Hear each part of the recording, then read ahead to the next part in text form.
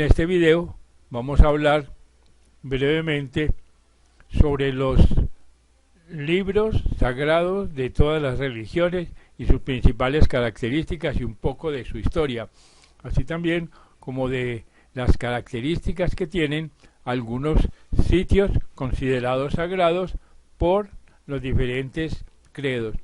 Para el efecto nos vamos a regir por un libro de la filósofa inglesa Anna Besant, llamado Cristianismo Esotérico. La señora Besant fue directora de la Sociedad Teosófica durante casi 20 años y publicó numerosos libros. Y este es uno de los más interesantes, sobre todo para los cristianos. He de decir también, para entrar en contexto, que la Sociedad Teosófica fue fundada por la filósofa rusa Elena Blavatsky. Ella era experta en símbolos, experta en religiones orientales y publicó muchísimos libros, el más famoso de los cuales es la Doctrina Secreta. Son 6 tomos, es una auténtica enciclopedia de conocimientos metafísicos e esotéricos. Ella dio a Occidente, a las personas no iniciadas de Occidente, las claves para decodificar los libros sagrados.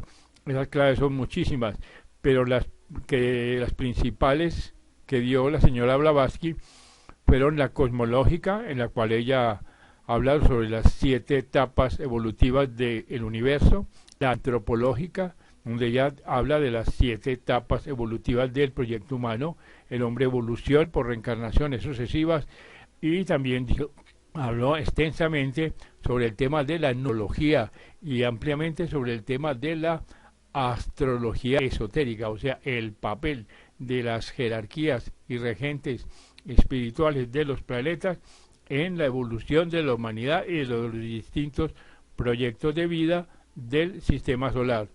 Así pues que también habló de algo de la clave fisiológica, que es la clave de la luna, que es una de las más complejas, y también de la clave iniciática, histórica, estética, etcétera, etcétera.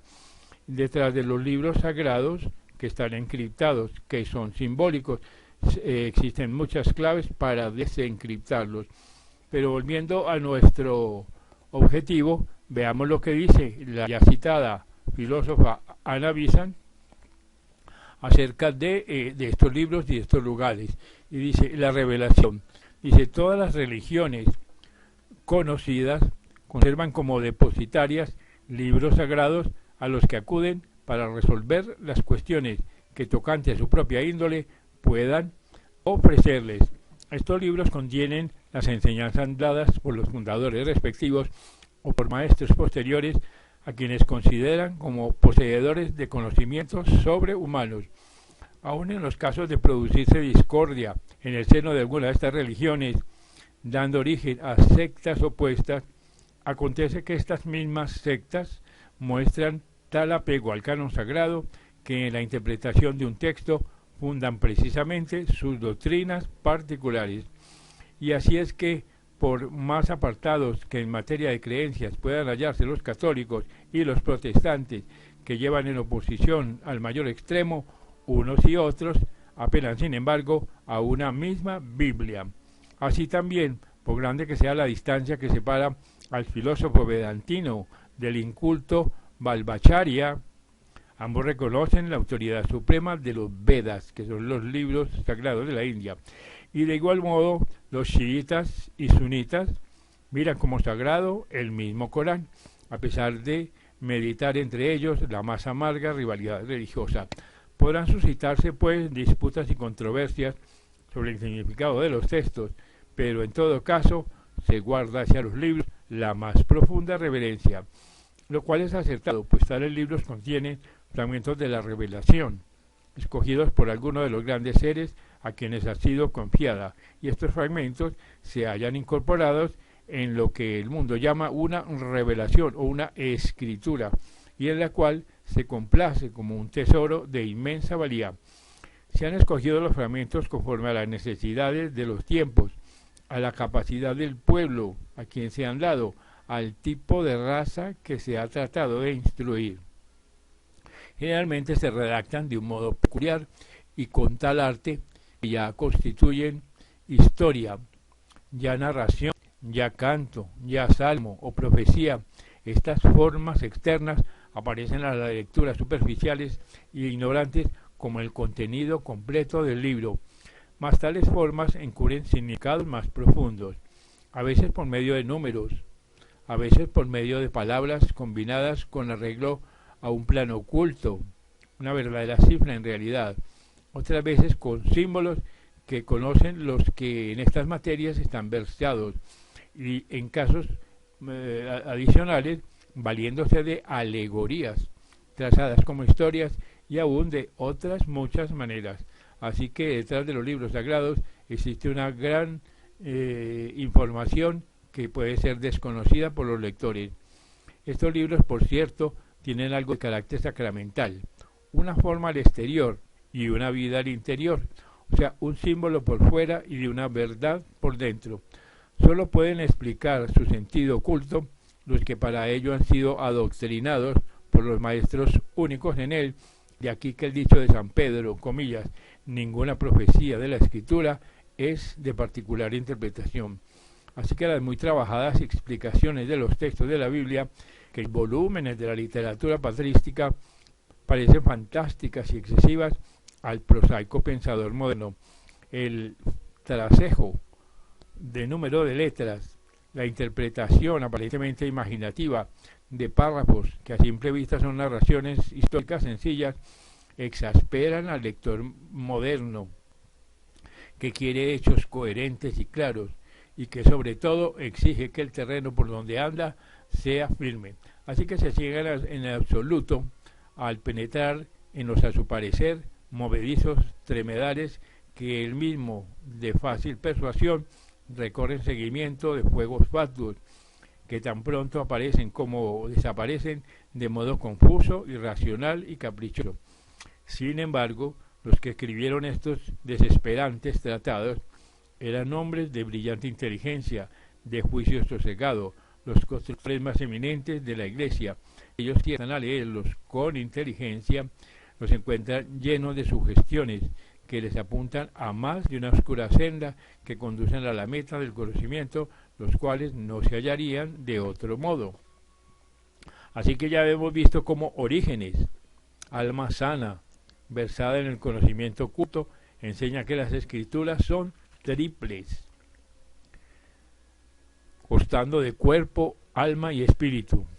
Dice que el cuerpo está formado de las palabras en que se hallan escritas las historias y narraciones, de las cuales afirma sin vacilar que no son literalmente ciertas, y sí solo relatos para instrucción de los ignorantes, y aún indica que en tales cuentos se hacen declaraciones notariamente falsas, con presupuesto de que los ostensibles contradicciones que en la superficie aparecen incitan a hacer inquisición sobre el verdadero alcance de estos relatos imposibles. Añade que mientras los hombres son ignorantes, les es suficiente el libro portador de enseñanzas instructivas, y como no ven las contradicciones e imposibilidades contenidas en las declaraciones tomadas en su sentido literal, no experimentan perturbación alguna en su lectura. Pero conforme crece la mente y la inteligencia se desarrolla, las contradicciones e imposibilidades fijan la atención del hombre estudioso, lo llenan de confusiones. Se siente entonces impulsado a buscar un significado más profundo, y en esta tarea comienza a darse cuenta de el alma de las escrituras. Esta alma es la recompensa del investigador inteligente que así se ha soltado de las ataduras de la letra que mata, de la letra muerta, de la lectura literal.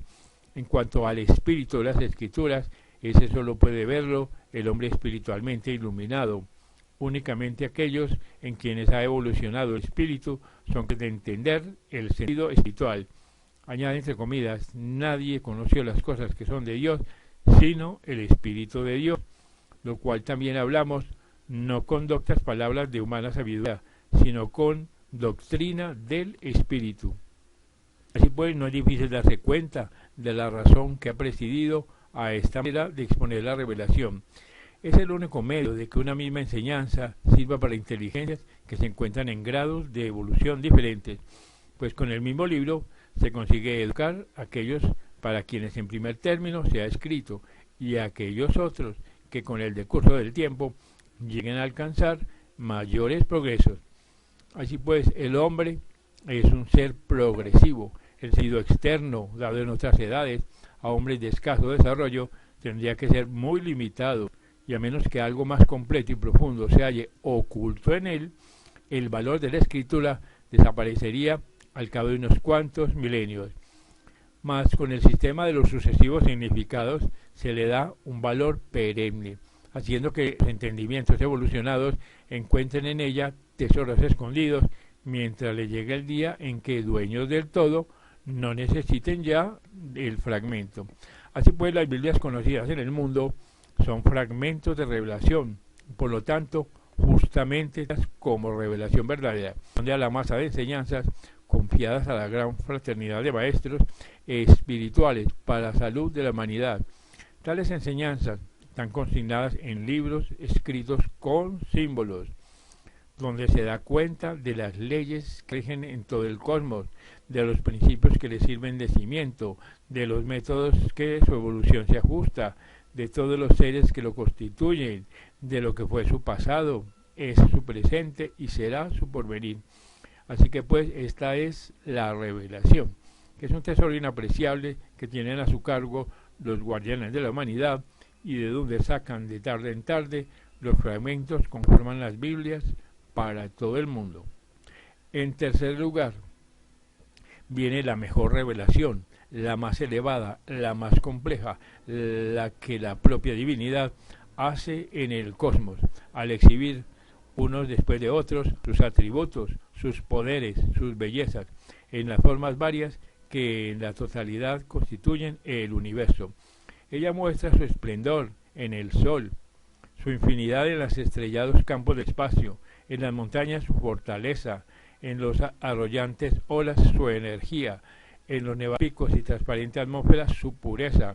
Su belleza ostenta en los saltos del torrente, en el espejo del tranquilo lago, en la floresta profunda, en la llanura inundada de luz, la señal de su valor en el héroe, de su paciencia en el santo, de su ternura en el amor materno, de su celo protector en los cuidados paternales, y manifiesta su sabiduría en el filósofo, sus conocimientos en el hombre de ciencia y su poder curativo en el médico. En los tribunales exhibe la justicia y en el comercio su riqueza, así que su doctrina, en el sacerdocio y en el artista su numen. Con la brisa murmura a nuestro oído, con el rayo del sol nos sonríe, con la enfermedad nos reprende, y ora con el éxito, ora con el fracaso, nos estimula.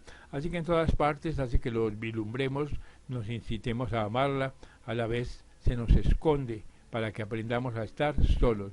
La verdadera sabiduría es reconocerla en todo, el verdadero deseo, amarla en todo, la verdadera obra, servirla en todo. Este revelarse Dios mismo es la revelación suprema, las demás son subsidiarias o parciales.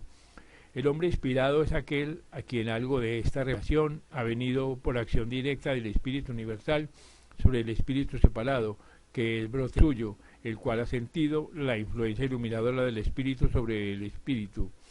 Ningún hombre conoce la verdad de modo tal que no pueda perderla ni dudar jamás de ella, mientras no le haya llegado la revelación, como si estuviese solo en el mundo, mientras lo divino externo no haya hablado a lo divino interno. En el templo del corazón humano, entonces el hombre conoce por sí mismo, no por mediación de otro.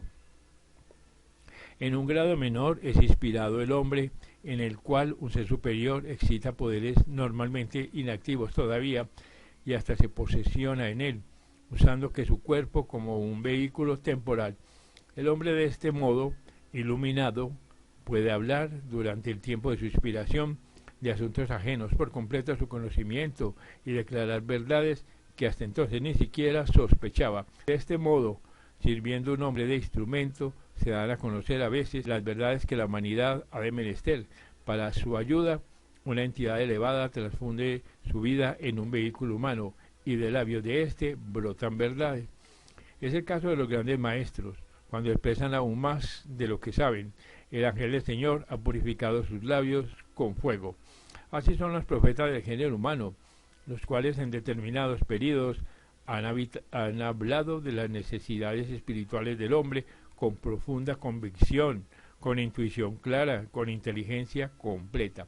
Así que viven entonces las palabras con vida inmortal, y el que las pronuncia es realmente un mensajero de Dios. El hombre que de tal modo ha obtenido el conocimiento no puede jamás perder del todo la memoria de él, pues dentro de su corazón una certidumbre que en ningún tiempo puede desaparecer por completo. La luz podrá desvanecerse y envolverlo en las tinieblas, podrá verse rodeado de nubes que le oculten el esplendor celeste, podrá sentirse acosado de amenazas, requerido a combates, comprometido en luchas, pero allá en su corazón anida el secreto de la paz y él conoce o sabe que ha conocido. Este recuerdo de la verdadera inspiración, esta realidad de la vida oculta, ha sido expresada en frases bellísimas por el filósofo Federico Myers en su muy conocido poema San Pablo. El apóstol habla allí de su propia experiencia y trata de articular lo que recuerda. Está representado como incapaz de reproducir todo su conocimiento, no obstante él conoce y su certidumbre viene a ser inquebrantable. Lo que en cierto sentido ha comprobado que Dios los rodea y está en ellos y en todas las cosas, serán capaces de comprender cómo un sitio o un objeto cualquiera puede hacerse sagrado, entre comillas, por virtud de una ligera objetivación de esta perenne presencia universal, de tal modo que lleguen a ser aptos para sentirla los que moralmente no se dan cuenta de su omnipotencia. Generalmente efectúan estos hombres que han realizado grandes progresos, en quienes está muy desarrollada la divinidad interna y cuyos cuerpos sutiles, por lo tanto, están en aptitud de responder a las más sutiles vibraciones de la conciencia. Por intermedio de hombres tales pueden esparcirse las energías espirituales, las cuales se unirán a su puro magnetismo vital. Ese es así el verterlas sobre un objeto cualquiera, y entonces el éter y los cuerpos de más sutil materia de este objeto concordarán con las vibraciones de aquellos, conforme a lo ya explicado, y hasta lo divino que dentro del objeto reside puede manifestarse más fácilmente. Así que tal objeto está magnetizado, entre comillas, y si la magnetización es vigorosa, el objeto mismo se convierte en un centro magnético, capaz a su vez de magnetizar a cuantos a él se aproximen, de igual modo que un cuerpo electrizado por una máquina eléctrica afectará a otros cuerpos que cerca a él sean colocados. Así que un objeto de esta suerte se ha convertido en sagrado. Es un adjunto de gran provecho para el que se dedica a la meditación y a la plegaria. Los cuerpos sutiles de estos adquirirán el tono de las vibraciones elevadas de aquel, y se sentirá en su consecuencia tranquilo, sosegado, en completa paz, sin necesidad de emplear esfuerzo alguno. Se encontrará desde luego en un estado en el cual la plegaria y la meditación son fáciles y fructíferas, en vez de difíciles y estériles, y así el ejercicio ordinariamente penoso llega a hacerse gratísimo de una manera insensible. Cuando el objeto de que se trata es una representación de alguna persona sagrada, como un crucifijo, una virgen con el niño, un ángel, un santo, se logra más todavía, pues si el magnetismo del ser representado se ha impreso en su imagen mediante la palabra y el signo del poder apropiado. Dicho ser podrá reforzar aquel magnetismo con un ligero gesto de energía espiritual, siéndole posible en su virtud hacer llegar su influencia hasta el devoto y aún manifestársele por medio de la imagen, cosa que de otro modo no afectaría, pues en el mundo espiritual se tiene por regla economizar las fuerzas, haciéndose el gasto de energía en cantidades pequeñas con relación a lo que se reserva. Y añade la señora Bizan, De modo análogo y aplicando las mismas leyes ocultas, puede explicarse el empleo de todos los objetos consagrados, tales como reliquias, amuletos, etc. Todos estos objetos son magnetizados, más o menos poderosos o inútiles, según sea el conocimiento, pureza y espiritualidad del que los magnetiza. Un lugar, por ejemplo, se hace sagrado de manera semejante cuando sirve una morada a algún santo, porque su magnetismo puro, al irradiar de él, pone todo el ambiente en el tono de las vibraciones que dan paz. A veces hombres santos o seres pertenecientes a mundos superiores magnetizan directamente determinados sitios, de lo cual es ejemplo el caso mencionado en el cuarto evangelio de un ángel que en tiempos descendía a un estanque y revolviendo el agua le daba propiedades curativas. Así en tales sitios, aún los indiferentes hombres del mundo sienten en ciertas ocasiones la bienhechora influencia, experimentando cierto placer, cierta placidez y una inclinación hacia cosas más elevadas. La vida divina que en cada hombre reside está siempre tratando de subyugar forma de amoldarla como expresión de sí misma, y es por lo tanto fácil de entender cómo esta vida resultaría ayudada en su tarea. Cuando la forma es puesta en vibraciones simpáticas con la de un ser altamente desarrollado, pues el empeño de aquella viene a ser reforzado por un poder mayor.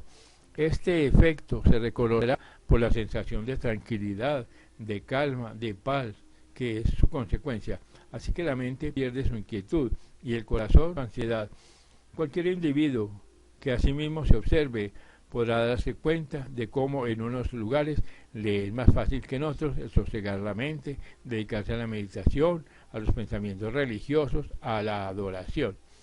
Así que en una estancia o en un edificio en donde son frecuentes los pensamientos mundanos, las cuestiones frívolas, las meras corrientes de la vida ordinaria, es mucho más difícil hacer que la mente entre en reposo y se reconcentre que en los sitios en cuya atmósfera han flotado los pensamientos religiosos año tras año, siglo tras siglo, y en ellos sosiega la mente y se aquietan insensiblemente, lo que en otros lugares habría exigido serios esfuerzos. Se consigue a poca costa en estos lugares magnetizados. Este fundamento racional, dice la señora Vice, tienen los sitios de peregrinación, los sitios de reclusión temporal. El hombre recogiéndose en su propio ser, busca a Dios dentro de sí, ayudado del ambiente que han creado millones de individuos que antes de él allí también de igual modo lo buscaron. En tales sitios no existe únicamente el magnetismo producido por un solo santo o por la visita de una gran entidad del mundo invisible, sino que cada persona que presente en ellos con ánimo devoto y reverente y esté además a tono con sus vibraciones, refuerza estas con su propia vida, dejando los lugares en mejores condiciones que tenían antes de entrar. La energía magnética pues lentamente se disipa, así que un objeto o lugar sagrado viene a quedar gradualmente desmagnetizados si se les abandona, pero se aumenta su magnetismo si se hace uso de ellos. Por el contrario, la presencia del ignorante vulgador perjudica a estos lugares, pues produce vibraciones mónicas que debilitan a los que en ellos, a los en ellos existentes, a modo que una onda sonora puede encontrarse con otra que la extinga, dando por resultado el silencio. Así también las vibraciones de un pensamiento de mofa debilitan aún más o extinguen los que producen de un pensamiento de reverencia y amor. El efecto variará ciertamente según sean las fuerzas de las respectivas vibraciones, pero el daño no puede dejar de producirse, pues las leyes de la vibración son las mismas en los mundos superiores que en el físico, y las vibraciones de los pensamientos son expresiones de energías reales. Con esto comprenderán a razón y los efectos de consagrarse iglesias, capillas y cementerios. No se verifica la congregación con el mero propósito de hacer público apartado de un sitio que a fines especiales se destina, sino que se le magnetiza en beneficio de todos los que han de frecuentarlo. Así que los mundos visibles e invisibles están relacionados entre sí y se compenetran.